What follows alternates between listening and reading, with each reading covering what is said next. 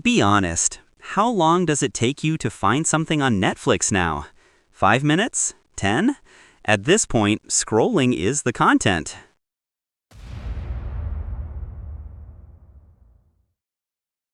We're officially in streaming fatigue. Too much content, and somehow less to actually care about. It feels like everything is just there. No wait, no reason to click. And then there's Apple TV Plus, doing the exact opposite. They're not flooding you with shows, they're building what I'd call boutique streaming. It's like walking into a small, expensive store where you can't afford anything, but everything looks amazing.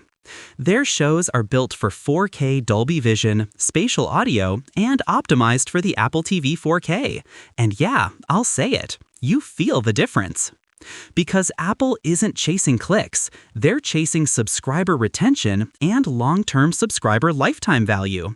They don't care if you watch everything, they care if you cancel. Now this part is kind of genius. Instead of trying to look cool, Apple partnered with A24, which is basically like skipping the line and walking straight into the Prestige Club, because A24 already has that reputation. You see their name and you expect quality. Take Eternity from earlier this year. That's not a play in the background movie. That's a sit properly and pretend you understand everything movie. This is Apple investing in prestige IP, not just content. It's quiet vertical integration, hardware, software, content, all feeding one system. Netflix wants you to watch more. Apple wants you to stay longer, and maybe upgrade your phone while you're at it. And then you look at their actual lineup, this is where it really clicks. Case Study 1, Your Friends and Neighbors. Season 2 dropped April 3rd. Opinion.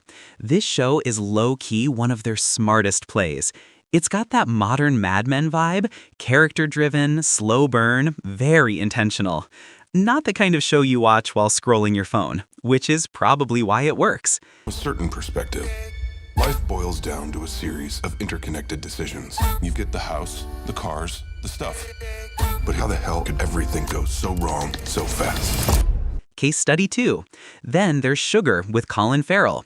Starts as a neo-noir detective story and then quietly shifts into something deeper.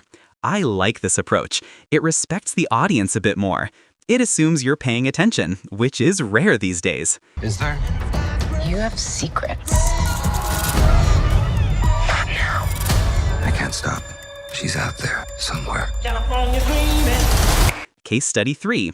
And this one is the most interesting. Dark Matter, based on Blake Crouch's book. But Season 2? That's not from the book. That's a true sequel. And that's a big move. They're turning a finished story into a long-term quantum narrative franchise. Basically, multiverse, but with a plan. Here's my take. Apple TV Plus isn't trying to be the biggest platform. They're trying to be the most reliable one. High-quality content, controlled environment, premium audience. And honestly, that's where the industry is heading. Because brands don't want chaos. They don't want their ads next to whatever Netflix is testing this week. Apple users are watching on devices like the iPhone 17 Pro or a full home setup. That audience, that's valuable. And don't be surprised if Apple leans even harder into that. Bundles, device perks, maybe even discounted access tied to their hardware. Because at that point, you're not just subscribing to a streaming service, you're staying inside the ecosystem. Apple isn't winning loudly, they're winning strategically. And yeah, it's kind of boring to watch, but very hard to beat. What do you think? Are you actually watching more on Apple TV Plus now, or are you still stuck scrolling somewhere else? Let's talk in the comments, and subscribe to my channel and click the bell icon if you want more breakdowns like this.